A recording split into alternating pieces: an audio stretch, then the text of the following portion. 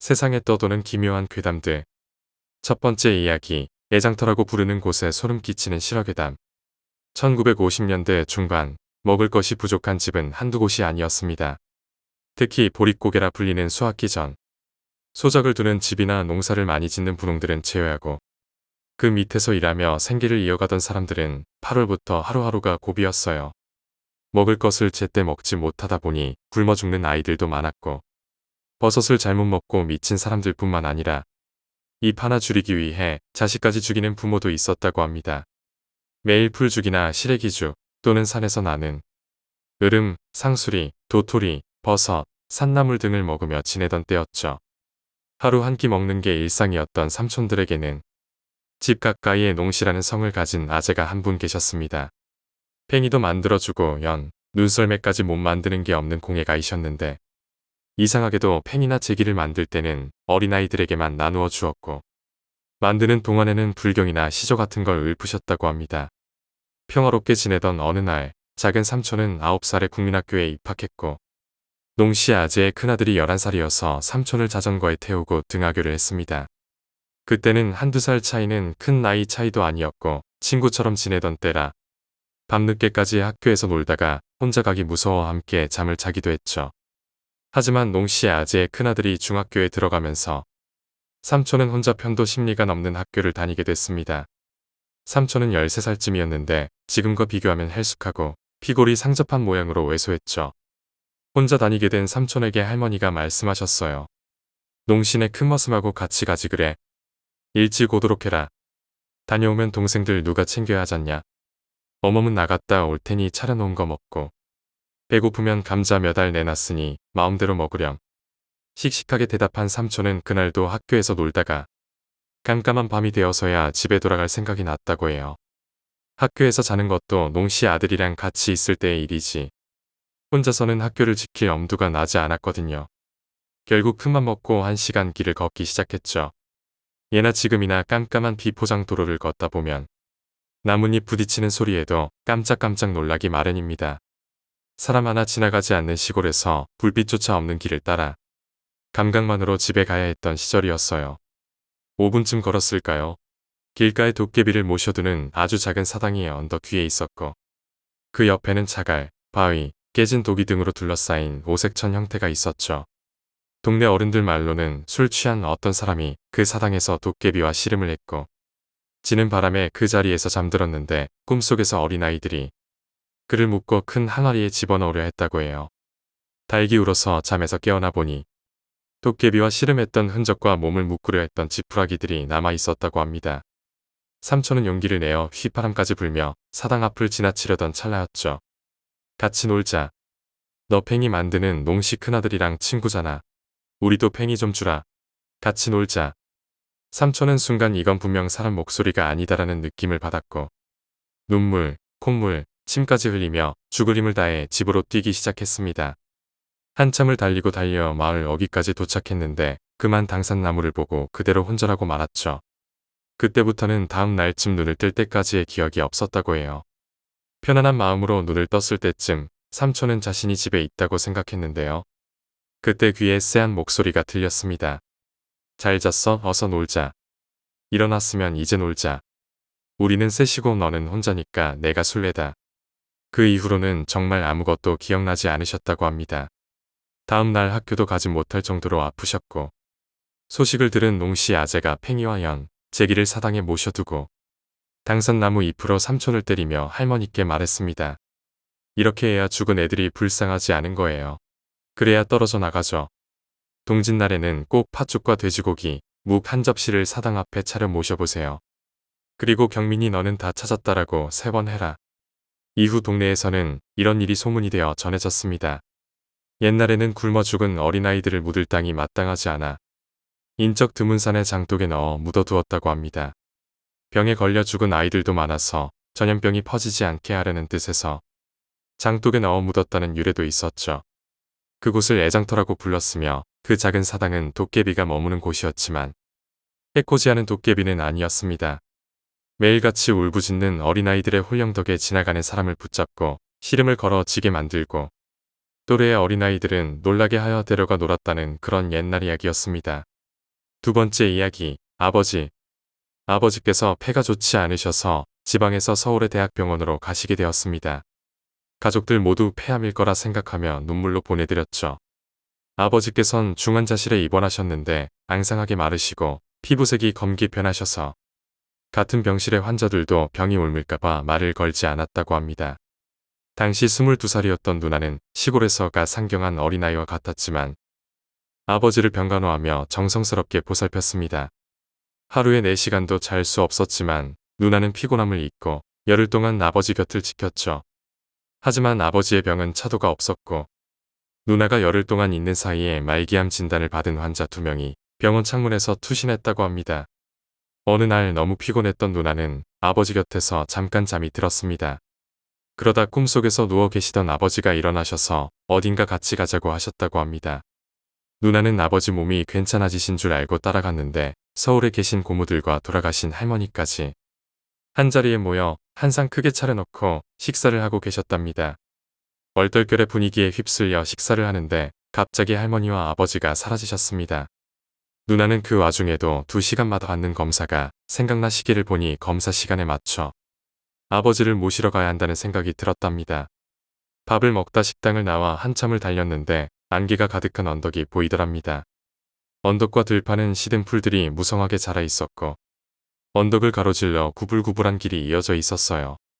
그 길 옆으로는 강이 하나 있었고요. 누나는 언덕 위에서 아버지를 찾으려고 내려다보니 구불구불하고 끝이 보이지 않는 길에 띄엄띄엄 한 사람씩 어딘가를 향해 천천히 걸어가고 있는 모습이 보였습니다. 마치 점이 찍힌 것처럼 보였죠. 한참을 두리번거리는 순간 뒤쪽에서 아무 표정 없이 할머니와 아버지가 그 길을 따라 걸어오고 있는 게 보였습니다. 아직도 생생히 기억나는 것은 할머니는 검정 원피스를 입고 계셨고 아버지는 검정 정장 바지와 하얀 와이셔츠를 입으셨다는 것입니다. 누나는 급히 뛰어가 아버지께 검사하러 가야 한다고 했고 아버지께선 검사를 받으러 가실 테니 할머니를 대신 모셔다 드리라고 하셨습니다. 그렇게 아버지는 검사 받으러 어디론가 가셨고 누나는 할머니를 따라 그 길을 계속 걸었어요.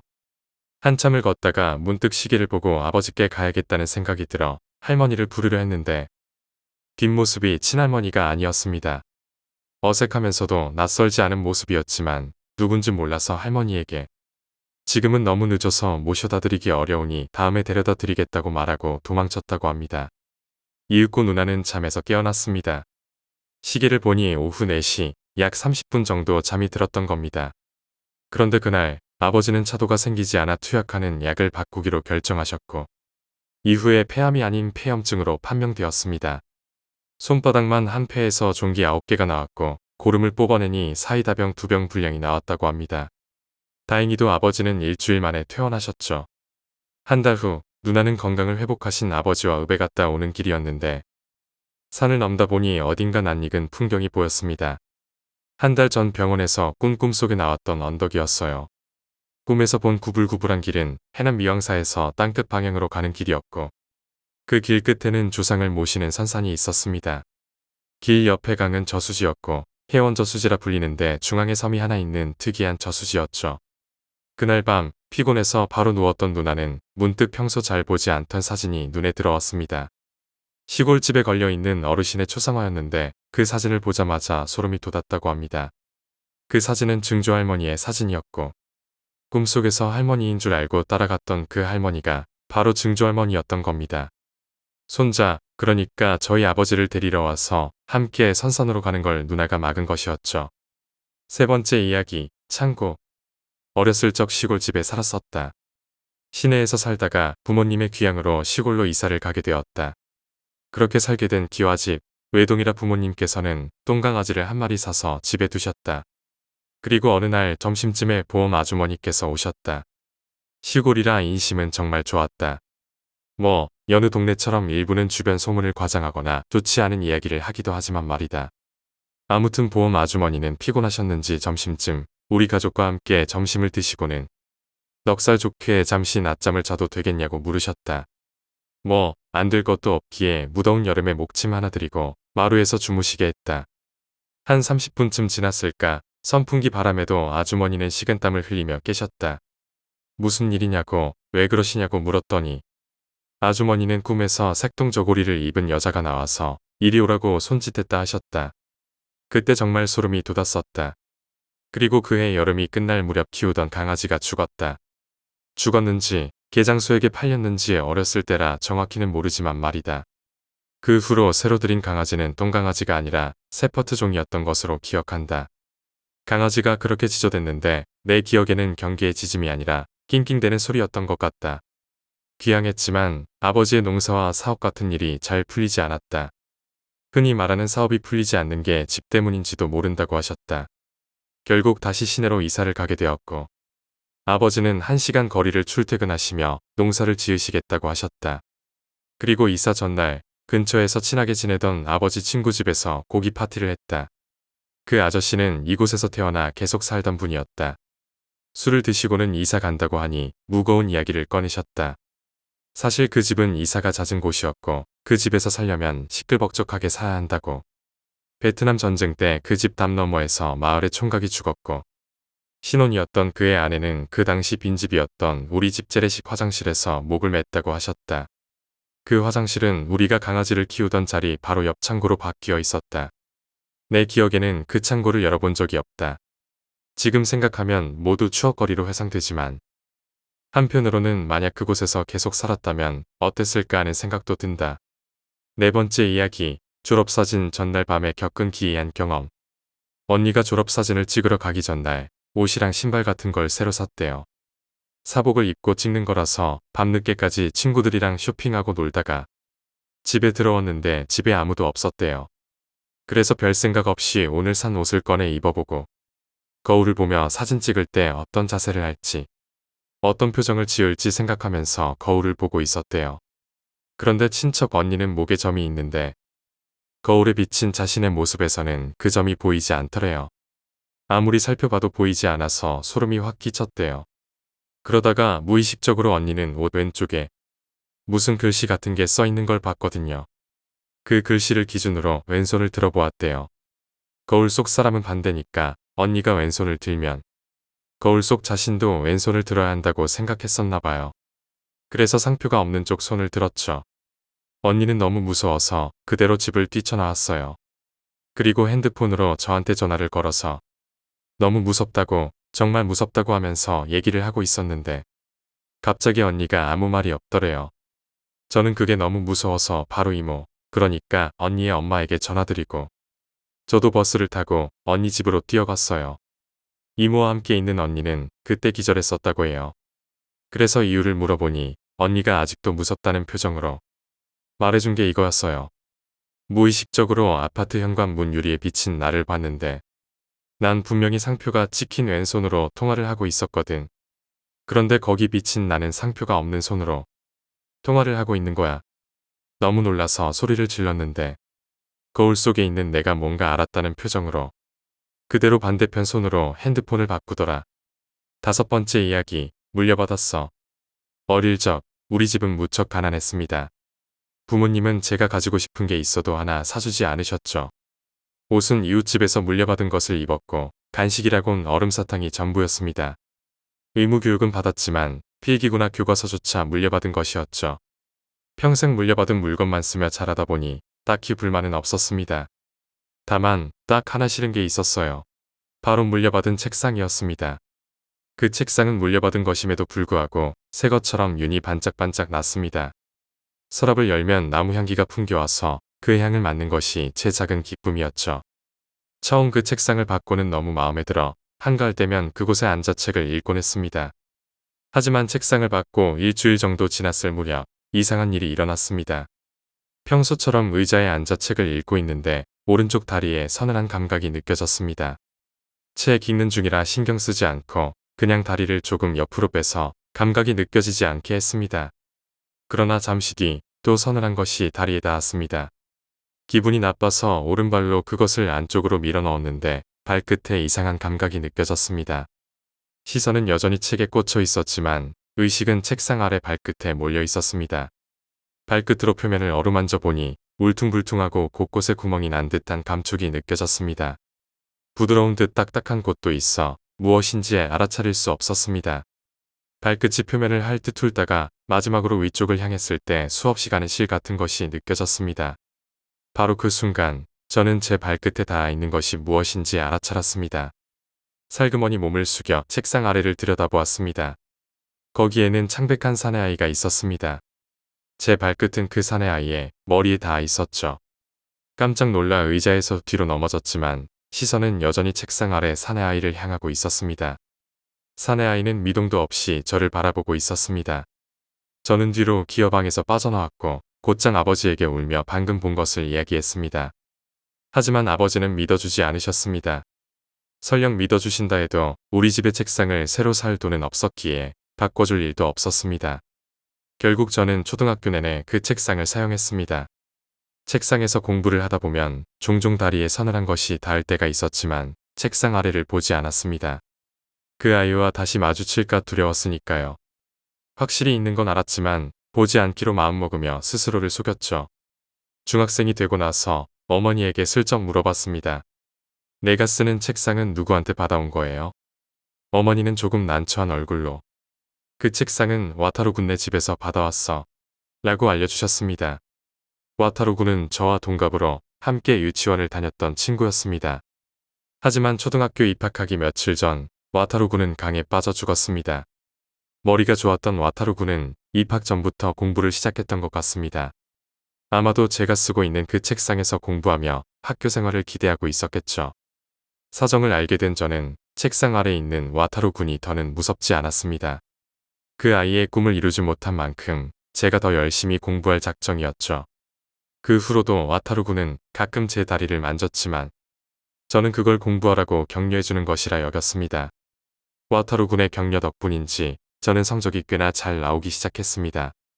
얼마 지나지 않아 중학교에서는 야구가 유행하게 되었고 저도 그 열기에 휩쓸려 야구를 하고 싶었습니다. 하지만 야구 배트와 글러브를 살 돈이 없었기에 저는 아버지에게 졸랐습니다. 아버지는 조금 기다려라 라고 말씀하셨고 몇 개월 뒤 배트와 글러브를 내게 주셨습니다. 또 물려받은 것이었지만 상관없었습니다. 야구를 할 수 있게 되었으니까요. 어느 날 친구 한 명이 제 글러브를 보고 말했습니다. 그거 유시로 글러브 아니야? 유시로는 우리 반 친구로 야구부에서 뛰던 재능 있는 신입생이었지만 얼마 전 강에 빠져 죽은 아이였습니다. 저는 다짐했습니다. 유시로가 아쉬워하지 않도록 그의 목까지 열심히 야구를 하자고요. 그때 문득 생각했습니다. 와타루 군과 유시로는 묘하게 닮은 점이 많다는 것을요. 두 사람 모두 일찍 죽었고 죽은 장소도 사인도 같았습니다. 그리고 두 사람의 유품을 제가 사용하고 있었죠. 몇 개월 뒤 저는 이번에는 게임기를 가지고 싶어 아버지를 졸랐습니다. 아버지는 여느 때처럼 조금 기다려라 라고 말씀하셨고 2주 후 아버지는 게임기를 가져다 주셨습니다. 그때 신문에 실렸던 기사가 떠올랐습니다. 근처 강에서 중학생이 빠져 죽었다는 기사였죠. 온몸에 소름이 돋았습니다. 그날 밤 평소처럼 방에서 공부를 하고 있는데 발끝에 무언가가 닿았습니다. 몇 년 동안 그게 죽은 와타루 군이 저를 격려해주는 것이라 여겼는데 아니었습니다. 그 무언가는 필사적으로 무언가를 호소하고 있었습니다. 저는 지금도 책상 아래를 차마 바라볼 수가 없습니다. 6번째 이야기, 그림 속의 여자. 엄마, 저 여자가 자꾸 나를 쳐다봐. 5살 난 딸이 나에게 말을 걸어왔다. 딸은 거실에 걸린 그림을 가리키고 있었다. 이런 일이 처음이 아니었다. 이곳으로 이사 온 뒤로 가끔씩 딸은 그 그림 속 여자가 자신을 쳐다본다고 말했다. 이사 올 때부터 걸려있던 그림은 귀부인 같은 느낌의 여인 초상화였다. 특별히 무섭게 생긴 것도 아니고 오히려 아름다운 여인의 모습이었지만 이상하게도 딸은 처음부터 그 그림을 무서워했다. 그리고는 가끔씩 이렇게 칭얼대곤 했다. 그럴 때마다 그림을 살펴보곤 했지만 당연히 그림은 움직이지 않았다. 남편이 해외 출장으로 오랫동안 집을 비운 탓에 딸이 외로워서 그런 건지 아니면 정서적으로 문제가 생긴 건 아닌지 걱정도 되었다. 그렇지만 그 외에는 별다른 이상 행동이 없어서 그저 새로운 환경에 적응하는 과정이려니 하고 넘겨버리곤 했다. 오늘은 남편이 오랜만에 돌아오는 날이었다. 이사 후 제대로 정리도 하지 못한 상태라 오늘은 큰맘 먹고 대청소를 하기로 했다. 청소하는 동안 딸을 놀이터에 데려다주고 시작하려고 했는데 혼자 두기엔 조금 불안해서 마침 놀이터에 있던 옆집 총각에게 딸을 잠시 봐달라고 부탁했다. 걸레를 들고 집안 여기저기 쌓인 먼지를 털어내다가 거실에 걸린 그림을 보았다. 액자에도 먼지가 많이 쌓여 있었다. 소파 위로 올라가 그림의 액자를 닦다가 그림 속 여자의 눈과 눈이 마주쳤다. 그런데 뭔가 이상했다. 그림 속 여자의 눈 부분이 어딘가 어색해 보였다. 손가락으로 여자의 눈 부분을 만져보니 스윽하고 밀리며 눈 주변에 뚫린 공간이 생겼다. 구멍에 눈을 가까이 대고 보니 그 너머는 옆집이었다. 그리고 그 구멍 너머로 보이는 옆집의 거실에는 우리 딸이 놀고 있는 모습의 사진이 잔뜩 붙어 있었다. 딸이 그림 속 여자가 쳐다본다고 했던 말이 이제야 이해됐다. 순간 옆집에 사는 사람이 누구였는지 떠올리고 재빨리 창문으로 가서 놀이터를 살펴봤다. 하지만 놀이터에는 딸도 옆집 남자도 보이지 않았다. 7번째 이야기, 수로. 대학 시절 이야기입니다. 대학교가 집에서 멀어서 자취를 했습니다. 학교 근처 아파트 1층에 방을 얻었죠. 그곳은 수로가 많은 동네였는데 제가 살던 아파트 뒤쪽에도 폭 5m 정도 되는 수로가 있었습니다. 창문을 열면 바로 그 수로가 내려다 보였어요. 수로에는 잉어가 많이 헤엄치고 있어서 종종 창문을 열고 빵 부스러기 같은 걸 던져주곤 했습니다. 어느 날 밤 문득 눈이 떠졌습니다. 시계를 보니 새벽 3시를 조금 넘은 시간이었어요. 자다가 새벽에 깬 건 처음이었기에 왜 이런 시간에 잠이 깼나 의아해하고 있던 찰나 창밖에서 찰박찰박하는 희미한 물소리가 들려왔습니다. 잉어가 튀어오르기라도 하는 건가 싶어 창을 보았습니다.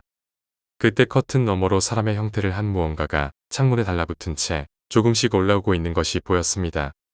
창밖에는 사람이 서 있을 공간 따위가 없었습니다. 그런데 창문에 딱 붙어 올라오는 모습을 보자 그게 사람이 아니라는 걸 직감했습니다. 그놈의 상반신이 커튼 너머로 보이기 시작할 무렵 그놈이 천천히 손을 뻗어 창틀에 손을 대는 게 느껴졌습니다. 마치 창을 열려고 힘을 주는 것 같았어요. 다행히 잠겨 있어서 창은 움직이지 않았지만 창틀에서 끼익하고 소리가 났습니다. 그 순간 놈은 움직임을 멈췄습니다. 마치 그 소리로 내가 일어났는지 확인하려는 듯 기척을 살피는 것 같았습니다.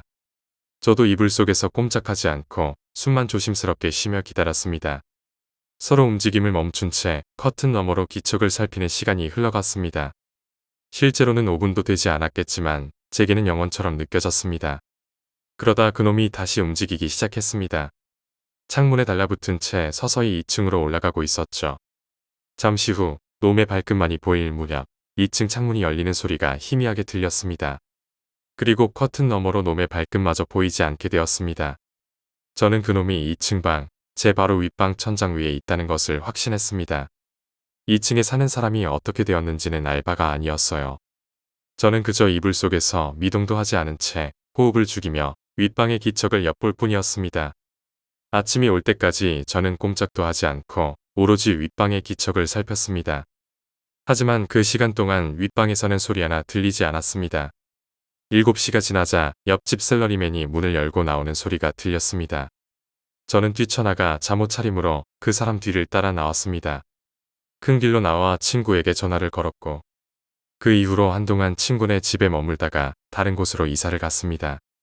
몰인정한 이야기일지도 모르지만 윗방 사람이 어떻게 되었는지 그때 수로에서 올라온 게 무엇이었는지는 모릅니다.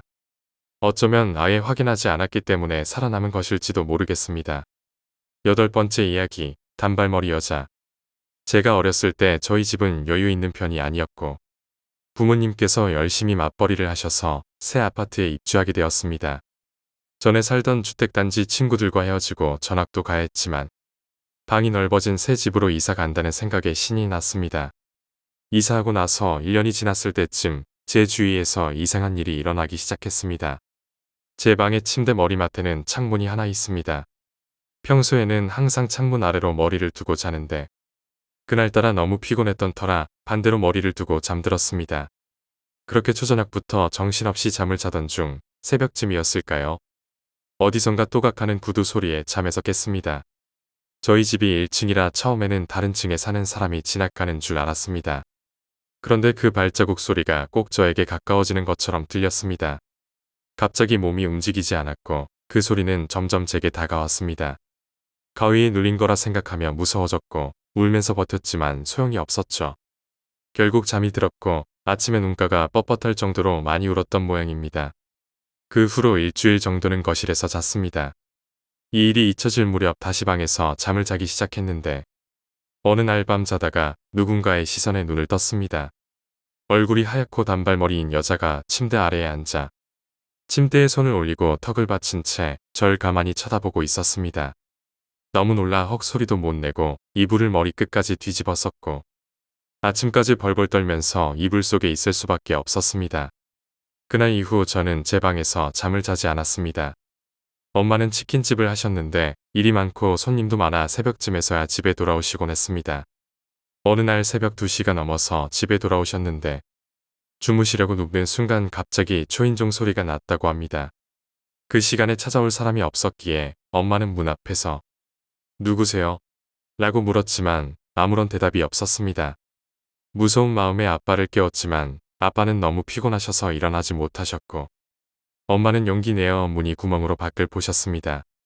그때 엄마가 본 것은 하얀 원피스를 입은 단발머리의 여자가 계단 옆에서 문을 바라보는 모습이었습니다. 혹시라도 눈이 마주칠까봐 엄마는 방으로 돌아오셨고 그 후로도 새벽에 초인종 소리가 들리곤 했습니다. 그 소리는 오직 엄마에게만 들렸고 다른 가족들은 듣지 못했습니다. 그때 오빠는 고등학생이었고 몰래 담배를 피우곤 했습니다. 오빠 방 창문이 베란다 쪽이라 담배 연기가 빠지기 좋다며 제 방과 한 달 동안만 바꾸자고 했고 저는 오빠 방에 컴퓨터가 있어서 흔쾌히 동의했습니다. 그로부터 보름이 지난 어느 날 오빠가 제 방에서 귀신을 봤다고 이야기했습니다. 보통 1층 아파트는 방범 철장이 설치되어 있고 창문도 높이 있어서 보통 키로는 창문 안을 볼 수 없습니다.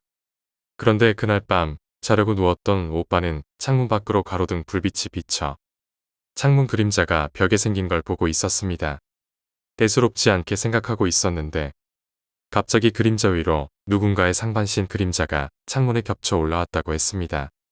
누군가 사다리를 놓고 오지 않은 이상 사람의 상반신이 보일 수 없는 높이였기에 오빠는 너무 놀랐다고 합니다. 이후 저희 라인에 사는 사람들도 유독 많이 다치거나 돌아가시는 일이 자주 생겼습니다. 저희 앞집에 사시던 아저씨는 병원 정원에서 일하시다가 높은 곳에서 떨어지셔서 허리를 크게 다치셨고 저희 아빠는 뇌수술을 받으셨습니다. 2층에 사는 윗집 부모님은 차 사고로 돌아가셔서 두 자녀는 친척 집으로 가게 되었습니다. 3층에 사시던 아저씨는 거실에서 주무시다 심장마비로 돌아가셨고 4층 할머니도 어느 날 갑자기 돌아가셨습니다. 그리고 마지막 5층 딸이 5인 집이 있었는데 어느 날 갑자기 이사를 가셨다는 소식을 들었습니다. 알고 보니 아주머니께서 암말기 진단을 받으셨고 공기 좋은 곳으로 이사를 가셨다고 했습니다. 그렇게 저희 라인에서만 사람들이 다치거나 돌아가시는 일이 많아졌고 마침 IMF로 인해 그 아파트를 팔고 건너편 주택으로 이사를 가야 했습니다. 저는 귀신 보는 집에서 나와서 다행이라는 생각이 들었고 이사를 하는 날 아빠가 여태껏 숨겨온 이야기를 해주셨습니다. 사실 나도 그 여자를 봤단다. 생전 가위를 눌려본 적이 없으셨던 아빠도 자주 가위에 눌리셨고 엄마와 제가 보았던 단발머리의 여자도 보셨다고 했습니다. 아빠는 가장으로서 말을 꺼내기 어려웠지만 이사를 가니 말할 수 있었다고 하셨습니다. 지금은 신도시의 아파트로 이사와서 잘 지내고 있지만 304동 아파트에서 있었던 일이 생각나기도 합니다. 제가 본 단발머리 여자의 원한이었을까요? 아직도 그 여자를 생각하면 오싹합니다. 9번째 이야기, 영적 장소. 친척 누나에게 들은 이야기다. 몇 년 전 누나는 친구 A, B와 함께 영적 장소들을 순회하며 다녔다고 한다. 가이드북에 실려있는 유명한 영적 장소들은 대부분 가봤기에 평범한 사람들은 눈길도 주지 않을 만한 곳까지 찾아가곤 했다고 한다. 그중 어느 산에 갔을 때의 일이다. 그곳은 가이드북에 실려있지 않은 장소여서 인터넷으로 정보를 찾아갔다고 한다. 하지만 문제가 하나 있었는데 그 산은 여자가 들어가는 걸 금하는 곳이었다. 겨울이라서 세 사람은 모자를 쓰고 머플러로 얼굴을 가리기로 했다. 산기슭에 도착한 세 사람은 산을 오르기 시작했다. 등산로는 잘 닦여 있지 않아 지역 사람들도 자주 오르지 않는 듯했다. 한참 산을 오르는데 위에서 50대쯤 되어 보이는 남자가 내려왔다. 엇갈리며 남자가 인사를 건넸지만 세 사람은 여자인 게 들킬까봐 가볍게 묵리만 했다. 잠깐 기다려봐, 당신들. 남자는 세 사람을 불러 세우고 가만히 바라봤다고 한다. 아니, 아무것도 아니네. 조심들 하게나. 가볍게 고개를 숙여 인사한 뒤 세 사람은 발을 옮겼다. 아무래도 들키지 않고 넘어간 것 같았다. 한참 올라가자 넓은 장소가 나와 휴식을 취하기로 했다. 누나와 비가 앉아 쉬고 있는데 A가 주변을 둘러보고 올게 라고 말하며 어디론가 가버렸다고 한다. 한동안 시간이 흘러도 A는 돌아오지 않았다. 걱정이 된 누나와 B는 A를 찾기로 했다. 하지만 A를 찾던 중 어느새 B마저 놓쳐버려 누나 혼자 남게 되었다. 문득 등 뒤에서 시선이 느껴져 돌아보니 나무 그늘에서 대여섯 살쯤 되어 보이는 사내아이가 바라보고 있었다. 왜 이런 곳에 아이가 있지? 누나는 이상하게 생각하면서도 아이에게 말을 걸었다. 하지만 아이는 대답 없이 나무 그늘에 숨어버렸다. 누나는 이상하게 생각하고 그 아이가 숨은 나무 뒤로 다가갔다고 한다. 그러나 거기에는 아무도 없었다. 그때 문득 아까 그 아이의 모습이 떠올랐는데 이렇게 추운데 얇은 셔츠 한 장에 맨발 차림이었다. 그 순간 어디선가 수많은 아이들의 웃음소리가 들려왔다. 누나는 깜짝 놀라 주변을 둘러보았다. 몇몇 나무 그늘에서 아이들이 누나를 바라보고 있었다. 누나는 패닉에 빠져 달리기 시작했다. 정신을 차려보니 산을 오르다 마주쳤던 남성과 B가 앞에 있었다. 남성은 이야기는 나중에 하세 라고 말하며 다시 혼자 산으로 들어갔다. B의 말에 따르면 누나와 둘이서 A를 찾던 중 문득 혼자만 남아 있었다고 한다. 길을 잃을까 두려워 산길 근처에 있었는데 오르다가 마주쳤던 남자가 달려 올라오더라는 것이다. 이봐, 너희 괜찮아? 다른 두 사람은? B는 상황을 설명했고 남자와 함께 누나와 A를 찾기 시작했다. 남자는 마주쳤을 때부터 뭔가 이상한 낌새가 느껴져 하산하다 말고 다시 올라왔다고 한다. 그때 누나는 산길 근처에 쓰러져 있었다고 한다. 우선 남자가 누나를 업고 B와 함께 하산했고 곧이어 남자가 A를 찾아 같이 내려왔다고 한다. 그 후 세 사람은 남자에게서 그 산에 얽힌 이야기를 들었다. 세 사람이 영적 장소로 생각하고 찾은 그 산은 옛날에 아이를 버리던 산이었다고 한다. 그 산에 여자가 들어서면 어머니를 그리워하던 아이들의 영혼이 달라붙어 데려가 버리기 때문에 여자는 입산을 금지하게 된 것이었다. 그 사건 이후 누나와 친구들은 영적 장소를 찾는 것을 그만두었다고 한다. 출입 금지가 된 곳에는 다 이유가 있는 거더라. 10번째 이야기, 영정사진. 지금은 고인이 되신 저희 큰어머니께서 겪으신 이야기입니다. 큰어머니께서 막 시집을 오시기 전 시댁 그러니까 저희 친가댁에 인사를 드리러 갔던 날이었다고 합니다. 정신없이 시댁 어른들과 일가친지들에게 인사를 드리고 점심 식사를 마친 뒤 뒷정리를 거들고 잠시 숨 돌릴 여유를 찾을 때쯤이었습니다. 그때 할머니께서 큰어머니를 따로 부르셨답니다. 할머니는 앞으로 시집에서 겪어야 할 일과 당부사항, 한 가족이 되었으니 지켜야 할 유의점 등을 전하셨고 마지막으로 집안 사정 중 하나였던 고모 할머니에 대한 이야기를 들려주셨답니다. 어렸을 때 큰아버지를 유독 예뻐하셨다던 그분은 젊은 나이에 급사하셔 영정사진 한 장만 남겨놓고 가셨다는 설명과 함께 세 사람을 맞았으니 영정사진이라도 인사를 드리는 게 도리라며 기어코 장롱 깊숙이 넣어두었던 영정사진을 꺼내 큰어머니께 보여드렸습니다. 그런데 순간 큰어머니께서는 소스라치게 놀라며 자신도 모르게 영정사진을 집어던지셨다고 합니다.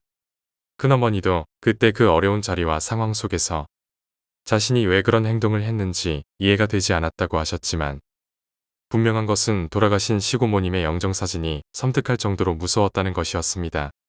마치 죽은 사람의 영정사진이라기보다는 바로 옆에 살아있는 사람 같았고 무엇보다 영정사진이라고 하면 여유롭고 인자한 표정이 많지만 젊은 나이에 급사하셔서 그런지 아주 표독스럽게 노려보는 모습이었다고 합니다.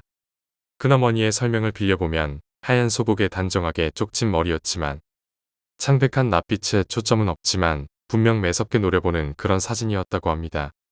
자신의 죽음을 예상하지 못했고 그것이 영정사진이 될 줄도 모르고 찍은 사진이었겠지만 처음 그 사진을 보는 입장에서는 마치 죽음에 대한 냉소와 한스러움이 서려있는 소름 끼치는 모습이었다고 하셨습니다. 어쨌든 상황이 그렇게 되자 할머니께서는 불같이 화를 내셨고 울고 있는 큰어머니 곁에 큰아버지께서 다가와 자초지종을 들은 뒤 어른들 앞에서는 주의를 주는 척하면서 뒤뜰로 나가 몰래 큰어머니를 안아드리고 달래주셨다고 합니다. 그리고 본격적인 공포는 큰어머니께서 안전히 시댁 생활을 시작하면서부터였다고 합니다. 그 일이 있고 얼마 후 두 분은 시댁에 들어와 살게 되었는데 큰어머니께서는 이상하게 집 대문만 넘으면 누군가 자신을 노려보는 것 같고 온몸에 한기가 돌았다고 합니다. 마치 대문을 경계로 전혀 다른 세상에 들어서는 것 같은 느낌이었다고 합니다. 처음에는 그저 그런 정도였지만 시간이 흐를수록 양은 대야에 빨래를 받거나 큰아버지 씻을 물을 받으실 때면 마치 뒤에서 누군가 등을 떠밀듯이 앞으로 넘어지는 경우가 많아지셨고 심지어 세수를 하려고 자세를 잡으면 뒤에서 꽹과리 소리나 종소리와 함께 앙칼진 여자의 웃음소리가 온 집안에 쩌렁쩌렁하게 울리며 큰어머니를 괴롭혔다고 합니다. 결국 큰어머니께서는 시름시름 앓기 시작하셨고 결혼한 지 얼마 되지도 않아 알아놓은 며느리를 향한 시댁 어르신들의 걱정은 이만저만이 아니었습니다. 급기야 용한 점쟁이를 찾아 지금까지 있었던 일을 전하자 예상대로 돌아가신 시고모님의 언혼이 잊혀 딘사를 그르친 큰어머니를 괴롭히고 있다며 구슬에서 언혼을 달래거나 큰어머니와 분리시켜야 한다고 했습니다. 하지만 할머니와 달리 무속신앙에 부정적이셨던 할아버지의 반대로 굿은커녕 점집을 다시는 드나들지 말라는 엄포만 놓으셨고 결국 날이 갈수록 말라가며 힘들어하는 큰어머니를 보다 못한 할머니와 할아버지께서는 두 분을 분가시키셨다고 합니다. 그 당시 기준으로 집안의 장손 내외를 그것도 결혼 직후에 분가시키는 일은 극히 드문 일이었으니 사태가 얼마나 심각했는지 짐작이 되실 겁니다. 아무튼 결국 큰아버지 내외는 집안에서 분가를 하셨고 정말 신기하게도 분가 후 큰어머니의 병세가 눈에 띄게 회복되셨습니다. 결국 건강하셨던 시절로 돌아오게 되셨지요. 하지만 무서운 것은 명절이나 집안 행사 때문에 본가에 들어가면 여지없이 몸이 아프시거나 크고 작은 송사에 휘말리셨다고 합니다.